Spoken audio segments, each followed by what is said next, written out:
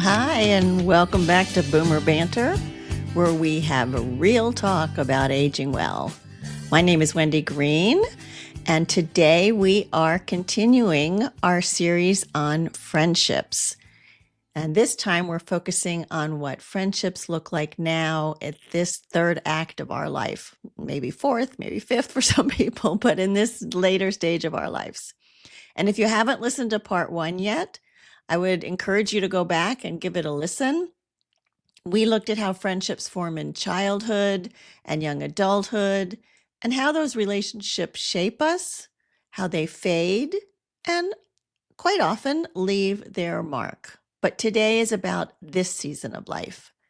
Today we're going to talk about why friendships look different as we get older, what the research says about loneliness and connection in later life and how important we all know that is, and how we can find or deepen relationships even when energy, mobility, and opportunity seem limited. Because here's the thing, you're not too old to make a new friend. And you're not alone if it feels harder than it used to. Before we dive in, a quick reminder, if you're enjoying these conversations and want a little extra inspiration, I want to invite you to join my email community. There you'll get links to new episodes, helpful resources, and some thoughts to help you navigate this season of life with purpose and confidence. So just visit heyboomer.biz and click on Age Well with Us. Nice big orange button there. It's simple, it's free, and I'd love to stay connected with you. So my co-host today is Jane Leader, host of the Older Women and Friends podcast. And Jane and I are going to share our experiences, our insights, and our different vantage points of friendships as we age. So my vantage point, I am a longtime single woman, currently in a committed relationship, and I'm in my early 70s. Jane is coming from the vantage point of a longtime married woman looking at turning 80 in a few weeks. So let me bring Jane on and have her introduce herself, and let's get started. Jane, I'm so happy to have you here. Well, here's my intro. Make new friends and keep the old. One is silver and the other is gold. Do you know I was singing that song to myself as I was walking the park?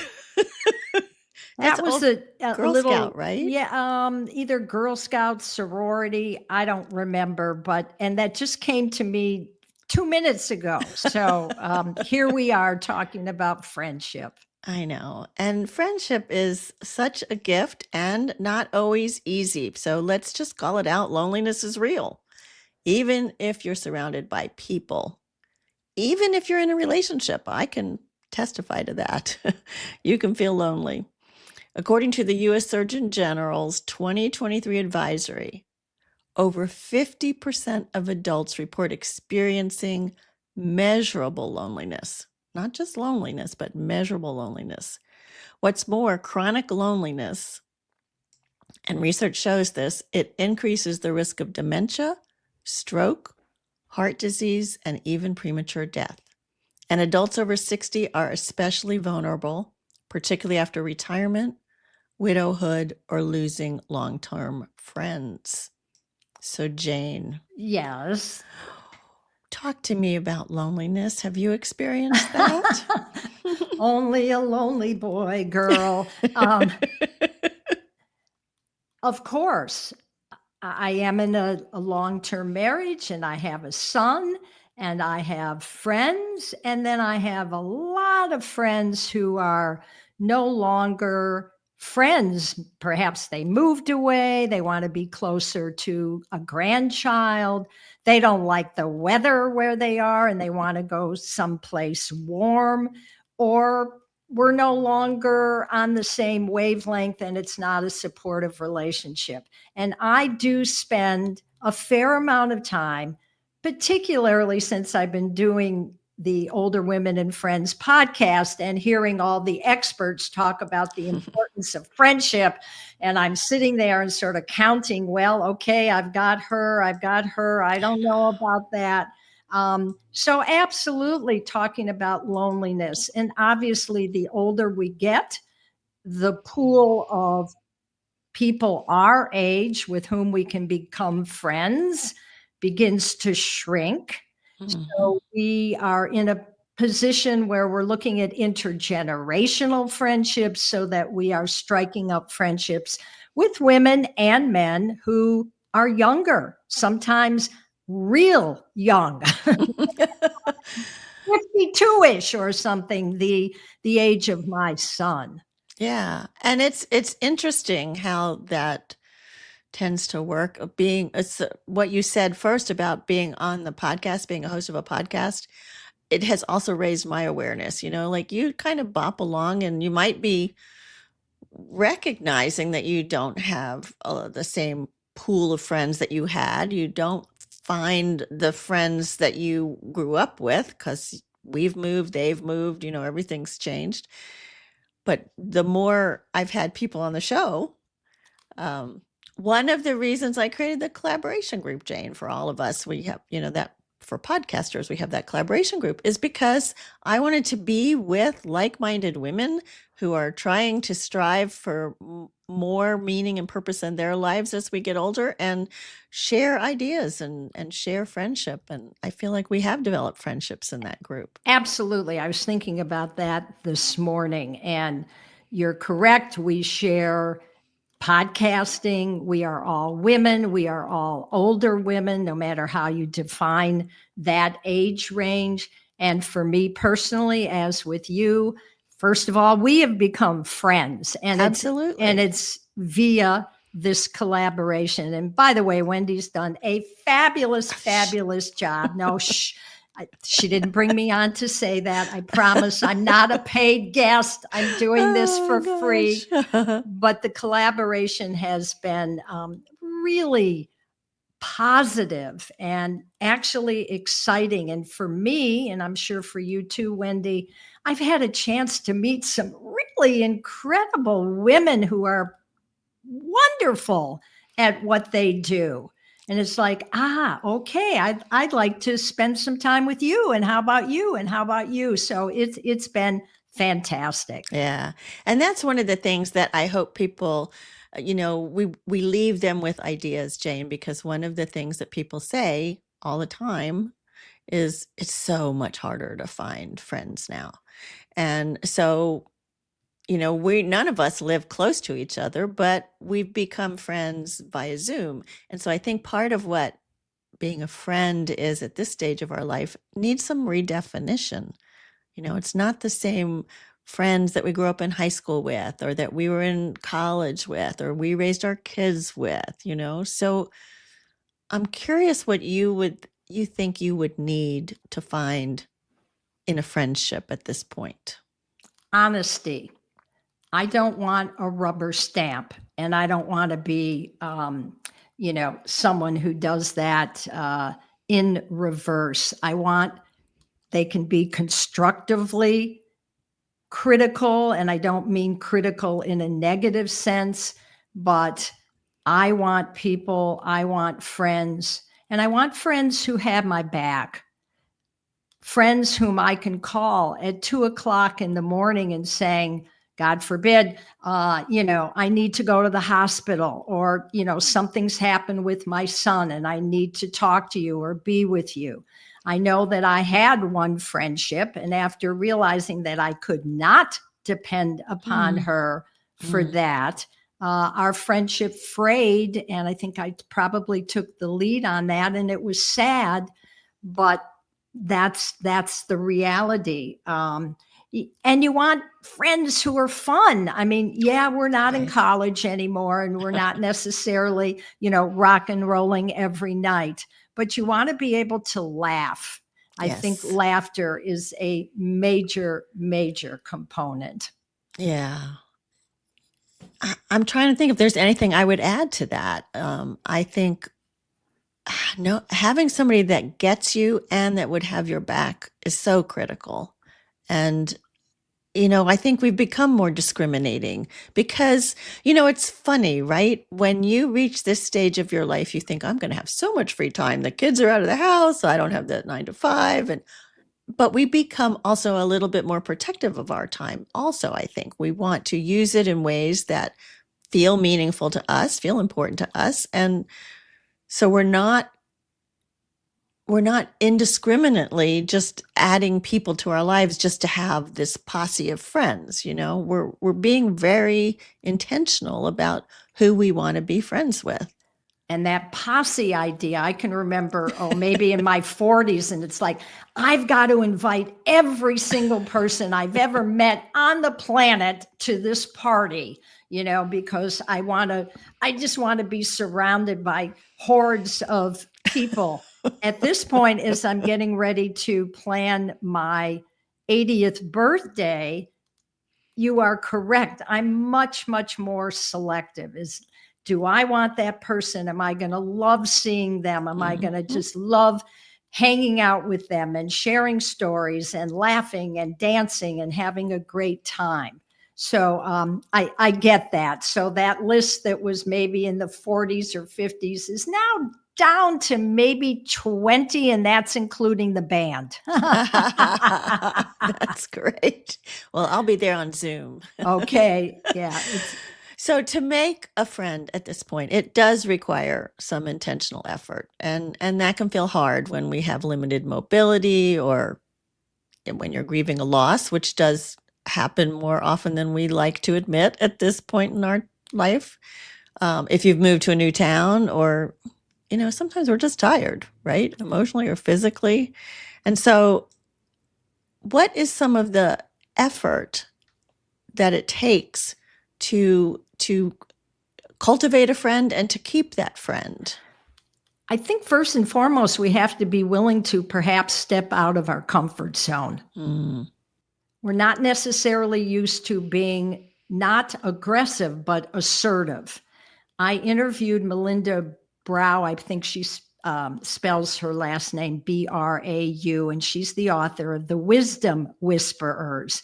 And those wisdom whisperers, and by the way, I bungle that every other time I say it, those women are older. And she talked about, just being picked up in quotation marks at the tennis court by a much older woman with whom she ultimately became good friends. She also talks about if you pass somebody in the street or at the grocery store or whatever, excuse me, and you like their haircut or they've got on some funky shoes, to just sort of say, wow, I really like that haircut. Where did you go for that? And she emphasized that you have to be sincere in these requests and compliments. It's not something that just, comes from left field, but this idea that we really have to, we've got to get out there and do this. And it's not always easy. It really isn't. And to sugarcoat it, I know there are people who say, I've just got a million friends, and the older I get, the more people I have around me. That hasn't been my experience. It may be other women's, but not mine. Yeah, mine either. I'm kind of, people that know me probably think I'm more of an extrovert. I like to be out there dancing and I talk to everybody when I go somewhere. But I am really very comfortable being home alone with my books, my cat, maybe a TV show if it's really good. And I have to very intentionally, Jane, make a point to call a friend every once in a while, because it's gotten so easy. Just text somebody. And that's not a good way to communicate. That doesn't build a friendship. So I make the effort to call or to schedule a lunch date, something, and new friends too. Like I want to talk about, when was the last time you made a new friend and where did you meet them? But it takes a while to get, it's not magical that all of a sudden you're best friends. No, and you have to cultivate like you do a garden in the city. And as you mentioned, it absolutely does take time. I have a kind of funny story. I think my newest best friend on the planet is honestly the age of my son, 52. And she, in fact, was one of my doctors. In fact, she was a therapist. I was dealing with an issue. And at a certain point, I said to her, I think I'm good in therapy. I'd really rather be your friend. Mm. And of course, I'd like to save the money. No, I didn't say that. But I didn't say that. But you But thought that. and it's really fun. She's a great person. She's smart. It is an even exchange of ideas. And I also love to be in the position where, when asked, I can share some of my experiences about aging. And she's all ears. She really wants to know. So it's been fun, reciprocal. And I also happen to really like her son, who's a gas. And so we've spent some really good times together. So that's my new friend. That's my story about my new friend. That's great. And my new friend is about in that age group too. We met through podcasting. She happened to be part of this marketing group that I was part of, Podcast Marketing Academy. Call that out for Jeremy. And she had just settled here in Greenville for a while, Greenville, South Carolina. And so we started meeting, and I mean, we really clicked. It was great. And the fact that she was younger, she had a lot more ideas about podcast technology and promotion and all this kind of stuff, which we're still getting comfortable with, right? But the sad thing is now she's going to move to Savannah. So I know. So now I need to find. But I have, I do have other friends, most of whom are younger than me, which is interesting. And it's hard, you find friends who are already in a group of friends, right? Like I'm thinking of a couple of friends that are in the same church together, and I'm kind of coming into that group, not through their church, but through another organization. And you're not invited to everything, you're not part of the everything that they do group. And so you have to make an effort to say, hey, let's do something together, all of us. Yeah. And I think it's important to let people know that we still get our feelings hurt. I wish I could say that as I approach my 80th birthday, that I'm cool with anything that happens. And if I'm not invited or they don't call back and I have to be the quote unquote aggressor, yeah, I mean, it can whip by, but it's temporary, of course. But I'm dubious about people who say that because they're older, everything is great. They have no issues. Their feelings, okay, fine. They can let things slide off their back. And yes, that is true, but nonetheless, and as you mentioned, I've had the same situation where, man, I'm trying to establish a new connection and she's not returning my phone calls or she's not returning my text. And I can remember when I spent part of a winter in California, and I knew nobody in this little town where I was staying. And I just remember it felt like I'd go have coffee, even though I don't drink coffee, but I go to a coffee shop. And if I saw anybody there that looked remotely interesting, I'd kind of sidle over, introduce myself. I acted in ways that I have never done before. And as I mentioned earlier, it's getting beyond your comfort zone. So it takes a little time. And, people say, well, how do we meet these new friends? And it may sound a bit repetitive, but how about joining a group like our podcast collaboration? How about taking a class? I dance, and there are several women my age or younger with whom I become very good friends. So take a class or volunteer. There are a lot of things that we can do as older women to create new friendships.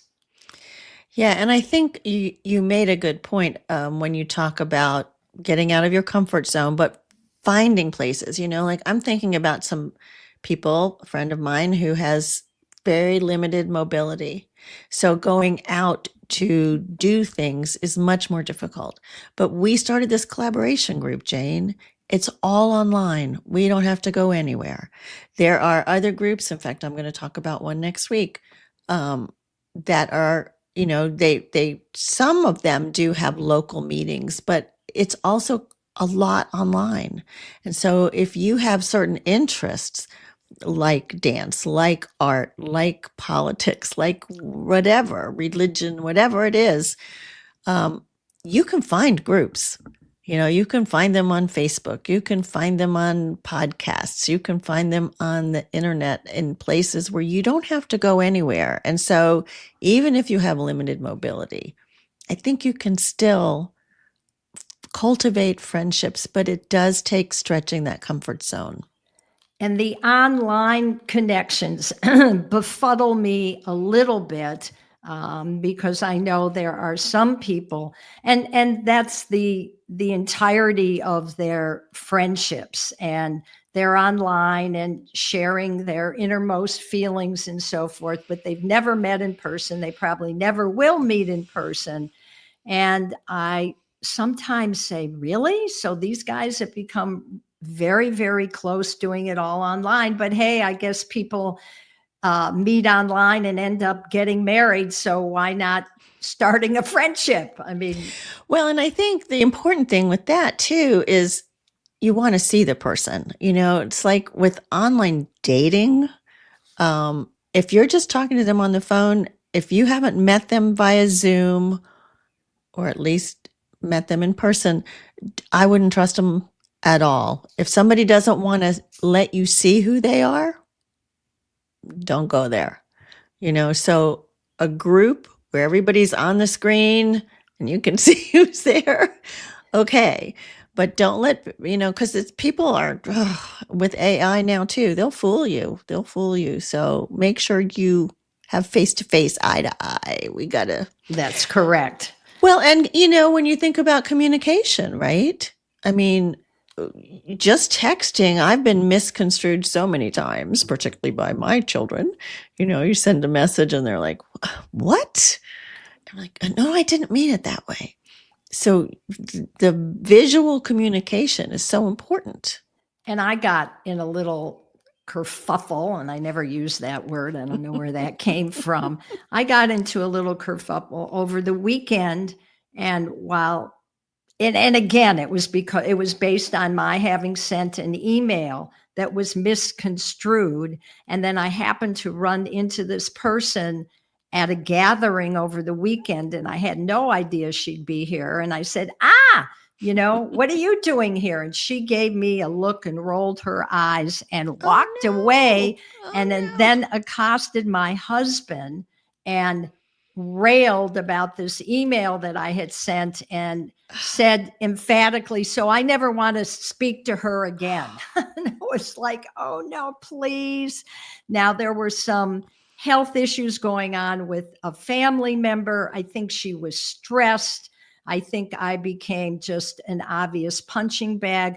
But let me tell you, I know what can happen when we can't see a person, when we can't hear them. And as my husband, advised me after this, Jane, do not put things in writing like that, So, yeah, I get it. Yeah. Yeah, it's hard. And you talked about losing a friend. I also lost a longtime friend, and we change, right? Life takes us on different journeys, and she stayed in the same community for 30 years, and of course I've lived in several different communities and grown a couple of businesses, and so we change. And I think learning how to let go of a friendship and recognizing when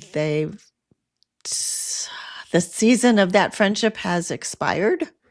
It's hard. It's sad. It's, they've been in your life, but I think that is you.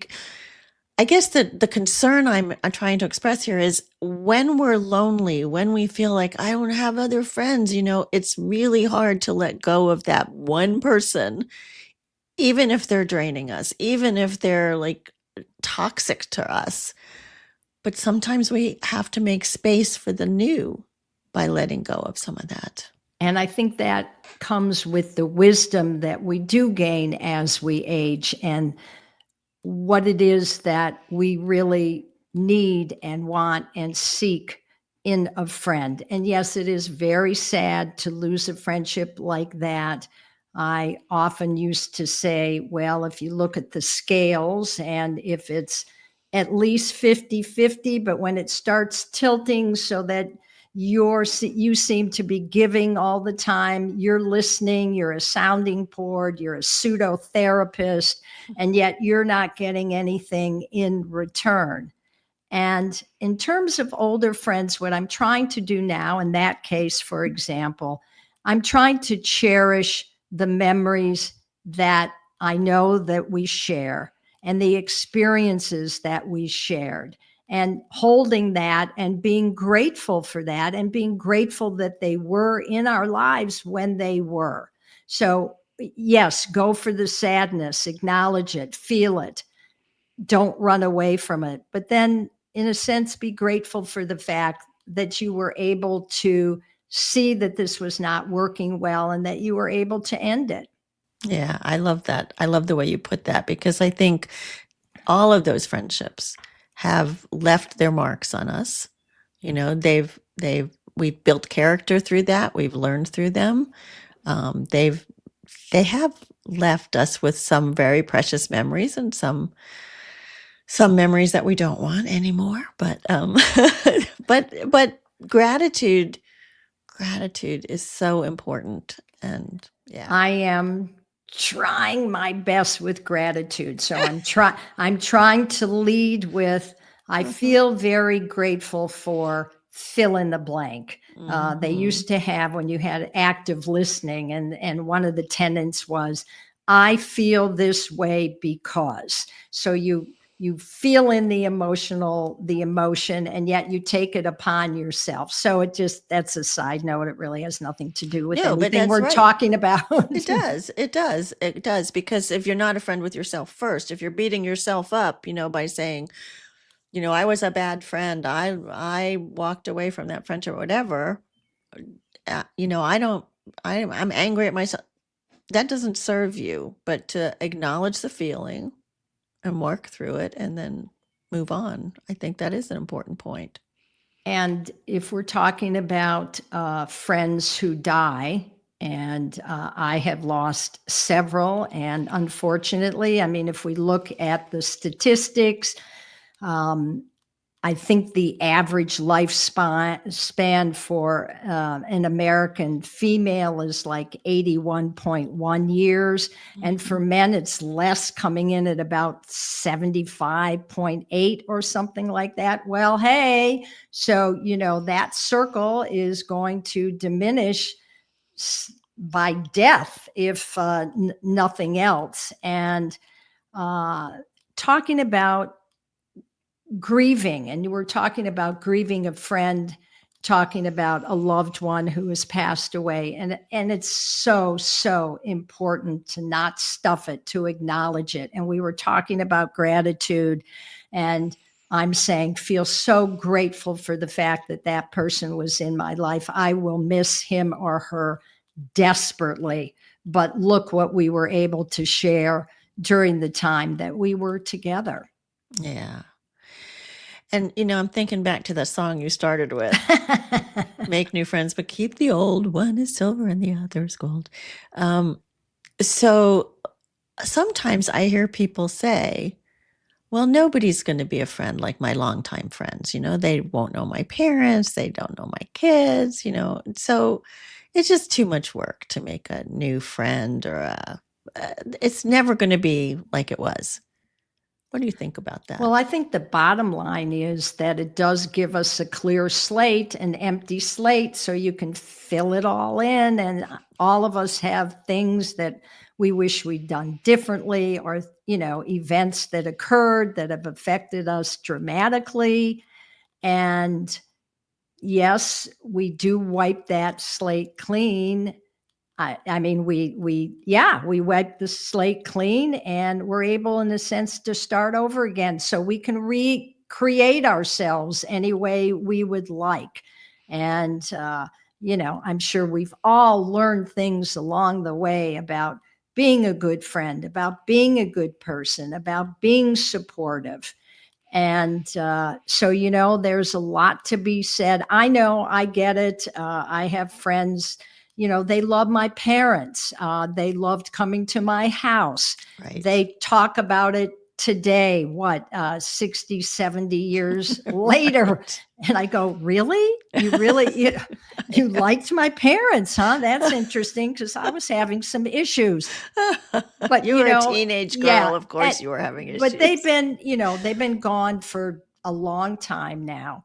And yes, I love hearing those stories, good or bad, but I also appreciate the opportunity to begin anew. Well, and that's what we do, right? On Older Women and Friends, on Boomer Banter, we have both reinvented ourselves, right? I mean, you were more of a writer, never grew up thinking you were going to be a podcaster, I would suspect, because we didn't have podcasts when we were growing up. That is correct. Right? And so we have reinvented ourselves. We are not the same people that we were 50 years ago. And so I think we are bringing new energy and new ideas and new thoughts and insights and excitement and curiosity into potential new friendships. Absolutely. And I mean, I never thought about being a podcaster. It's a crazy story, but the same therapist that I mentioned earlier was sitting with me, or we were on the phone, and it was my 75th birthday. What do you want to do? And I had a long list of things I didn't want to do. I didn't want to write another book. I didn't want to have to write, query letters about magazine articles. And I have no idea where that idea came from. And I just blurted out, I want to do a podcast. Now, talk about a good friend. She just absolutely started screaming. Oh my right? God, that's great. That's what I was thinking about. Yes, yes, yes. And I took a dive. I think the point of that little story is that she asked a really good question that nobody else had really asked. That got my brain moving in a direction where it hadn't been. I came up with something that has now become a passion. And again, I'm not sure that would have happened if I hadn't had a new friend with a different perspective, who was looking at me and seeing a much older woman and maybe secretly saying, what the hell is she going to do now? I don't know, but yeah. And I have no idea what the lead-in comment was to that, but okay. No, because I said we didn't grow up thinking we were going to be podcasters, but the point is that we are different people. And so, those new friendships, I'm not sure if those are the silver or the gold friendships, but make new friends and keep the old. One is silver. Okay, it's the new friends are silver. Because gold rhymes with old. Oh, there you go. Right. And silver, though, is just as precious. It may not be quite as expensive as gold, but it's just as precious, right? And so I think as we look out through our lens of it's okay to put yourself out there, to be a little bit vulnerable, to also recognize, it's not so much about being judged for who we are now. It's about being selective for who we want in our lives. Ooh, I like that. Right? And so we are looking for people that it's kind of the icing on the cake that make our lives richer and better. And I don't know about you, Jane, but I don't need a lot of friends. I have many acquaintances, people that I truly love. But as far as friends that I'm going to call at 2 in the morning that are going to sit there and hold my hand if I'm falling apart, I only need a couple, 2 or 3 at the most, because it takes energy to be that kind of a friend. And it has to be reciprocal, right? Like I can't expect they're just going to come sit and hold my hand if I'm not going to go sit and hold theirs. Absolutely. No Yeah. doubt about it. So Yeah. and I interviewed someone, one of the guests, and I don't remember her name. I'm sorry. But she had an idea, or she'd worked it out, that we each need X number of really, really, really, really good friends. Then we need this number of people you really like, and then acquaintances, and then people you say hello to at the grocery Right. store. And and for a while I'm sitting there and thinking, no, I don't have that number. Well, maybe the next. No, I don't have that either. And the initial response is, oh boy, I better get cracking. And then the other response that I come to is what you just shared, which is we're much more selective. It's Here we go. It's not quantity, it's quality. Oh man, right? Weren't we told that when we were raising our children too, right? It's spend quality time. It doesn't matter if you're there 12 hours a day, but yeah, quality. And I think that's key. That's critical. I remember during the pandemic, when I hadn't been out of the house in days. And I mean, I'm okay by myself for a while, but we're not islands. We do need people, whether we admit it or not. We do need people around us. And I would go to the grocery store just to talk to the butcher, just so I would have somebody to talk to. With your mask on, and he had his on, and you're barely can understand each other. But yeah, absolutely. And I also know there are large groups of people who hang out at coffee shops. We have one just around the corner from our house, and it's another place, because if you see the same people there day after day, at a certain point it can be, well, what are you working on? Or, I've seen you here and you've been reading voraciously. What are you up to? So that's another way. And I can guarantee that a lot of the people there are also there for the same reason. They don't Mhm. want to work at home. They want to be with other people. It's that need to be, as you say, surrounded by other humans. Yeah. That's how we are meant to roll. And other places I've met people, I'll go on a walk in the morning around this park by me, and you start to see the same people. And so at first you're just smiling, saying, hi, good morning. And before you know it, you've had a conversation with somebody. Not too long because you're still walking, and the same thing happens at the gym. But it takes a commitment to keep going, right? Because if you only see a person once, they're probably not going to become your friend. So I think finding those places where you can go and feel comfortable, taking a walk is a lovely thing in the morning, and hearing the birds. I love it. Buying a dog. Oh gosh. Thank you. But it I, does help. there was a fascinating opinion piece by Roger Rosenblatt in the New York Times several weeks ago, and I think he was turning 86. So he was sharing the 10 things that he has learned and wanted to share with his readers. And one of them was get a dog. Not only for personal companionship, but a great way to meet other people, and you already have something in common. And that can, oh, your dog's so cute. What kind is it? A rescue? Where'd you get it? Blah, blah, blah. And I have a garden, a beautiful garden in the front of our house, and I'm out there weeding or looking at it or watering. And honestly, not everybody, but a lot of people walk by. They want to know what you're growing. What is that flower? What is this flower? And I've actually picked up 2 new friends that way. Oh, how nice. Yeah. So it's Yeah. like, okay, you like my garden, then I like That's right. That's right. That's something you have in common. Right. So I think this is awesome. And I think that let's just leave people with a little like challenge, right? What's one small step you can take this week to nurture or start a connection? So it may be calling somebody that you haven't spoken to in a while, or sending a message to someone you'd like to know better, which means, of course, you'd have to have gotten their contact information, or checking out a local event. Even if you feel nervous, like Jane said a couple of times, push through your comfort zone just a little bit and go and see what it's like, because your third act, this stage of our life, isn't just about looking back. It's about creating new moments, new memories, and yes, new friendships. Hear, hear. And as we've talked about today, making new friends after 60 isn't always easy, but as I alluded to in our conversation, next week, I'm flipping the script on that, and I'll be talking with two women from the Ethels, Ethels, the Ethels. That's AARP's community where women are finding new ways to connect, support each other, and just have fun.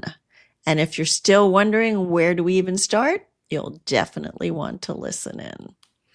So thank you for being with me and Jane. Jane, Yes. you are a good friend. This has been so much fun. Same. Thank you so much for asking me. I am so glad that we did this, and I appreciate your time, and I hope everybody that listened enjoys this, and you will share it and listen on the podcast and let everybody know that you liked it. And if you're not already on our email list, it is a great way to stay connected and find out what's happening and have a little encouragement every week. So go to heyboomer.biz and click on Age Well with Us. And I hope to see you in the list. Jane, I will see you on the next collaboration meeting. Love you. Thank you, Love everybody, you too. for joining. Thank you, Wendy. Okay. Bye. Bye-bye.